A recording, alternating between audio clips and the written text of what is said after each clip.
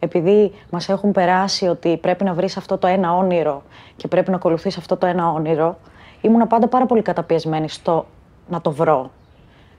Και τώρα που έχω αφαιθεί ελεύθερη και απλά ό,τι βρεθεί μπροστά μου το δοκιμάζω, είναι εξαιρετική εμπειρία και την προτείνω ανεπιφύλακτα. Η Αθήνα, όταν ήμουν μικρή, ήταν το μεγάλο όνειρο, big dream. Δηλαδή ότι σηκώθηκα από το κρεβάτι μου και δεν είχα βάλει το σεντόνι με το λάστιχο. Ήταν το άλλο σεντόνι που μου σπάει πάντα τα νεύρα και ξεστρώνεται. Αυτό για μένα μπορεί να είναι μια ιδέα. Έχω μιλήσει με κάποιους χώρους μου πώς κάνω ένα live. Θα κάνω YouTube. Παίζει και μια σειρά μου πώς γίνει. Και μετά θα έχω λεφτά. I'm gonna drop some money. Και πάμε βούρια το σπίτι στη Φιλοθέη. Το να δεις στην τηλεόραση, ας πούμε, κάτι που να είναι τόσο προσωπικό σου και να το ξέρεις ίσως μόνο εσύ ότι είναι προσωπικό σου, γιατί είναι σε μια τόσο τρελή συνθήκη που κανείς δεν θα το συνδέσει με σένα. Μπορεί να σου δημιουργήσει μια εφορία που δεν μπορεί τίποτα άλλο, πιστεύω, να στη δημιουργήσει. Είναι κάτι πάρα πολύ ξεχωριστό και σπάνιο, που δεν μπορώ να το περιγράψω με λέξεις. Νιώθω έτσι πολύ πλήρης. Η Πόδη είναι influencer. Πριν γίνω εγώ.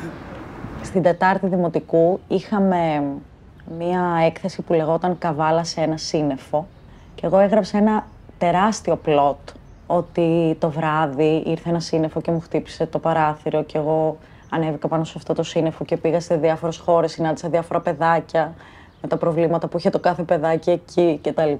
Και βγήκε 5 σελίδες. Αλλά γελούσαν όλοι του τύπου ότι αυτό το παιδάκι γιατί γράφει τόσο πολλές, τόσο πολύ. Να είμαι λίγο εμφανίσιμη.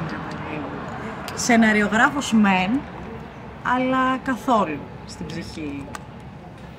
Σοβαροφανής. Σε καμία περίπτωση δεν περίμενα να γίνω σεναριογράφος. Δηλαδή, δεν περίμενα ποτέ αυτό που όντως σπούδασα από σπόντα. Και φυσικά δεν θεωρούσα ότι μπορεί να γίνει δουλειά, ούτε υπέθετα ποτέ ότι θα μπορούσε να είναι αλήθεια όλο αυτό. Βλέπω το όνομά μου κάποια στιγμή στους σεναριογράφους, λέω καλά δεν το πιστεύω, τι έχει συμβεί ας πούμε, ήταν συναρπαστικό και ότι πού να με βλέπανε στην καρδίτσα που λέγανε αυτή πέρασε κινηματογράφο και δεν θα έχει δουλειά ποτέ στη ζωή της. Αλλά ξεκινάω στο κομμάτι του σεναρίου και της τηλεόρασης τη στιγμή που κλεινόμαστε όλοι μέσα σπίτια μας, σταματάνε και τα γυρίσματα για πάρα πολύ καιρό και μετά που ξαναρχίζουν τα γυρίσματα, εγώ δεν έχω καμία επαφή με το προϊόν, δηλαδή με τη σειρά, με τους συντελεστές, με τους ηθοποιούς. Δεν τους γνωρίζω ποτέ, βλέπω τους παραγωγούς και τους άλλους σεναριογράφους σε meeting ιντερνετικό, οπότε δεν καταλαβαίνω ποτέ ότι εγώ δουλεύω στην τηλεόραση. Δεν έχω προετοιμάσει τίποτα. Μπορεί να ανοίξω την κάμερα, να κάνω 6 σαρδάμ και μετά να τα ξαναπώ, αλλά ως επιτοπλίστων απλά ανοίγω την κάμερα και το λέω και την κλείνω και το ανεβάζω. Είμαι τιμόλογη, θα έλεγε κανείς. Η αλήθεια είναι και ότι οι γονείς μου λένε ότι ξεκίνησα να μιλάω και δεν σταμάτησα ποτέ.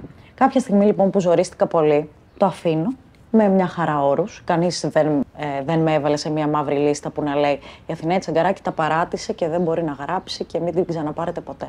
Οπότε με το που άφησα αυτό που δεν μου πήγαινε καλά, ήρθε κατευθείαν κάτι το οποίο ήταν πολύ δικό μας. Το είχαμε δουλέψει πάρα πολύ όλοι μαζί, μου άρεσε πάρα πολύ, ήθελα πολύ να το κάνω και έγινε. Γιατί δεν ασχολούνται τόσο πολλοί άνθρωποι με τα πράγματα που νομίζουμε ότι ασχολούνται όταν έχουμε άγχος. Οι κανόνες της τηλεόρασης και οι κανόνες της κάθε σειράς είναι τόσο διαφορετικοί που ενώ είμαι ένα άτομο που πίστευα ότι δεν μπορώ με τίποτα να μπω σε κανόνες και καταπιέζομαι πάρα πολύ και θέλω την ελευθερία μου κτλ.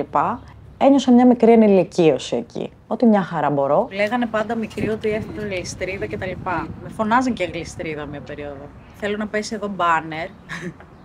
Αθηναία Τσαγκαράκη, με φωνάζανε γλιστρίδα. Και τώρα ανακαλύπτω ότι όταν βρίσκεσαι στα πράγματα που είναι για σένα, αυτόματα το νιώθεις και είσαι ακριβώς αυτό. Είναι σαν να είσαι στο σωστό μέρος, τη σωστή στιγμή και να είσαι και ο σωστός εαυτός σου για να το αντιμετωπίσεις. Υπάρχουν πάρα πολλά μέρη στα οποία εγώ και ο εγκέφαλός μου μπορούμε να χωρέσουμε και να είναι εργασιακό το περιβάλλον, να μπορώ να βιοποριστώ από αυτό, αλλά να περνάω και καλά και να το θέλω και να παθιάζομαι και στην πραγματικότητα να μην με νοιάζει το ότι παίρνω λεφτά γι' αυτό, να είναι απλά ένα μπόνους το ότι μπορώ να ζήσω από αυτό. Και με έφερε σε ένα σημείο που να σκέφτομαι ότι αν είναι έτσι, ναι, θέλω να είμαι σεναριογράφος για πάντα και να το κάνω αυτό για πάντα.